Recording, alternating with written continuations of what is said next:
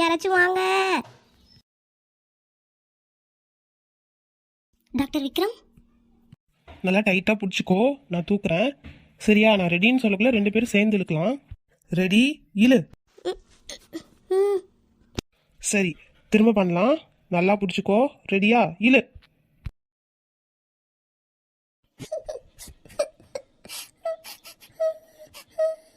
விஷ்ணு, ஒன்றும் இல்லை, எல்லாம் சரியா போச்சு. சரியா? இனிமேல் ஒன்றும் இல்லை. இங்கே பாரு, நம்மளாம் சேஃபாக தான் இருக்கோம். பூஜா, இங்க பாரு, ஒன்றும் இல்லை, வா போலாம். நம்ம ஒன்றும் ஆகல உனக்கு, வாடா. சரி வா, அழாத. இப்போ ஒன்றும் ஆகல, வா போலாம். அழாத, வா. வாடா, பொறுமையா போலாம், வா பூஜா. விஷ்ணு, சாரி. அப்புறம் தேங்க்யூ விஷ்ணு. ஒன்றும் இல்லை பூஜா, நீ போய் ரெஸ்ட் எடு, போடா. நான் அவளை விட்டுருவணும்னு நினச்சேன். ரொம்ப ரொம்ப தேங்க்ஸ் டாக்டர் விக்ரம். நீங்கள் வந்துட்டீங்க எப்படியாச்சும் காப்பாற்றுறதுக்கு. உன்கிட்ட ஒரு நல்ல குணம் இருக்கு. பிரச்சனை வரும்போது நீ உடனே இறங்கி வேலை செய்கிற. அன்னைக்கு பண்ண மாதிரி 5 வருஷத்துக்கு முன்னாடி ஈவினிங் ஒரு பொண்ணு நல்லா சத்தமாக கத்திட்டு இருந்தா. நானும் யாரோ கத்துறாங்க அப்படின்னு சொல்லிட்டு வந்து பார்த்தேன். நீ அவங்கள காப்பாற்றணும் அப்படின்னு ரொம்ப கத்திட்டு இருந்த. அவங்கள காப்பாற்றி நாங்கள் கூட்டிகிட்டு போனோம். அதுக்கப்புறமும் உன்னை பார்க்க ரொம்ப கவலையாக இருந்தேன். நான் ஆம்புலன்ஸில் போக்கல உன்னை பார்த்துட்டு தான் போனேன். நீ அவங்கள காப்பாற்றிட்ட, ஆனாலும் நீ ரொம்ப கவலையாகவே இருந்த. நான் உன்னை தான் பார்த்துட்டு இருந்தேன், நீ என்னையே பார்த்துட்டு இருந்தத. நீ இன்னும் மாறவே இல்லை, அப்படியே தான் இருக்க. அன்னைக்கு என்னோட வழியை நான் தேர்ந்தெடுத்தேன். நான் படிச்சுட்டு அடுத்து என்ன படிக்க போகிறேனோ தெரியாமல் இருந்தேன். ஃப்யூச்சரில் என்ன பண்ண போகிறேனோ ஒரு டவுட்லேயே தான் இருந்தேன். அன்னைக்கு நான் கண்டுபிடிச்ச அந்த வழி என்னை உங்ககிட்ட கூப்பிட்டு போச்சு. எனக்கும் மற்றவங்களுக்கு ஹெல்ப் பண்ணணும் அப்படின்னு தோணுச்சு. இப்போ அதான் என்னோட கனவு. அந்த வழியில் நான் எவ்வளோ கீழே போனாலும் சரி, நான் உங்களை தான் தொடர்ந்து வருவேன்.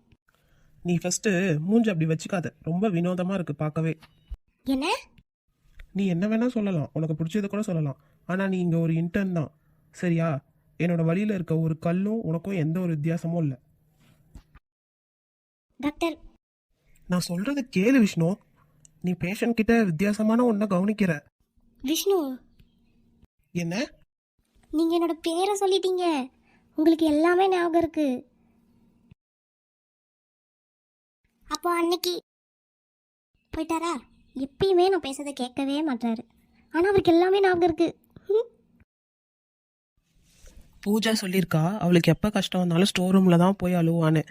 அது பிரின்ஸ் நோட் பண்ணியிருக்கா. அதனால தான் அவள் இல்லைன்னதும் உடனே தேட ஆரம்பிச்சிருக்கா. விஷ்ணுவா? ஆமாம், அவள் தான். சின்ன சின்ன விஷயத்த கூட நோட் பண்ணணும். ஆமாம். நான் என்ன சொல்ல வந்தேன்னா, நம்ம ஹாஸ்பிட்டலில் நிறைய பேஷண்ட் வலியால் ரொம்ப கஷ்டப்படுறாங்க. நாம் அவங்களோட வலியை மட்டும் பார்க்கக்கூடாது, அவங்கள வாழ வைக்கணும். எப்படி வாழணும்னு சொல்லித்தரணும். அதானே? ஆமாம் ஆமாம். ஐயா, எப்படியோ அவருக்கு ஞாபகம் இருக்கு. அப்போ தெரிஞ்சுக்கிட்டே தான் தெரியாத மாதிரி இருந்திருக்காரு. ஆனால் அவர் சிரிச்சாரு தானே? ஆமாம், சிரிச்சாரு. எனக்கு தெரியும் அவர் சிரிச்சாரு. எப்படியோ நான் வந்ததே அவருக்காக தான். எப்படியோ அவருக்கு ஞாபகம் இருக்கே, ரொம்ப சந்தோஷம்.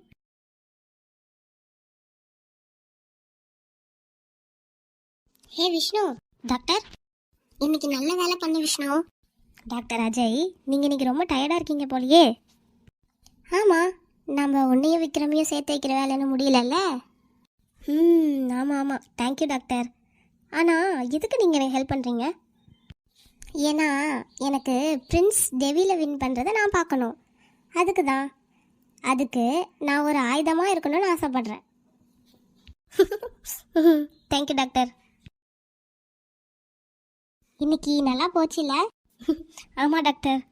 நீ ரொம்பவே கஷ்டப்படுற விஷ்ணு. நிஜமாவா டாக்டர்? சரி, ஓகே, நீ கிளம்பு, நானும் கிளம்புறேன். பாய். பாய்.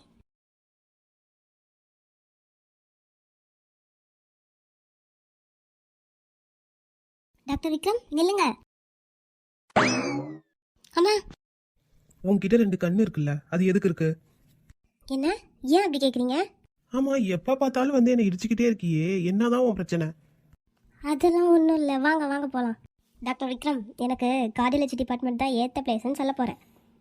நீ அப்படி ஒன்றும் எல்லாம் கரெக்டாக பண்ணலையே. அப்படிலாம் இல்லை, நான் கரெக்டாக பண்ணுவேன்.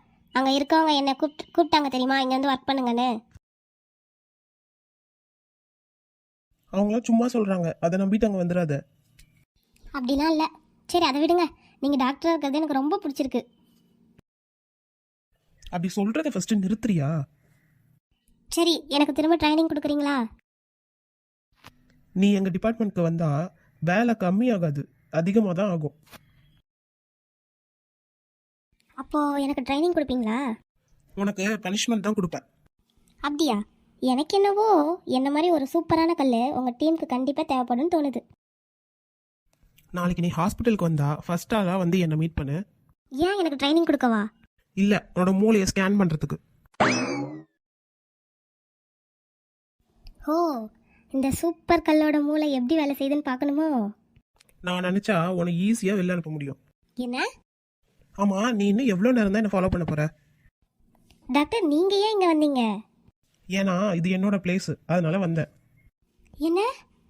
இது என்னோட பிளேஸு?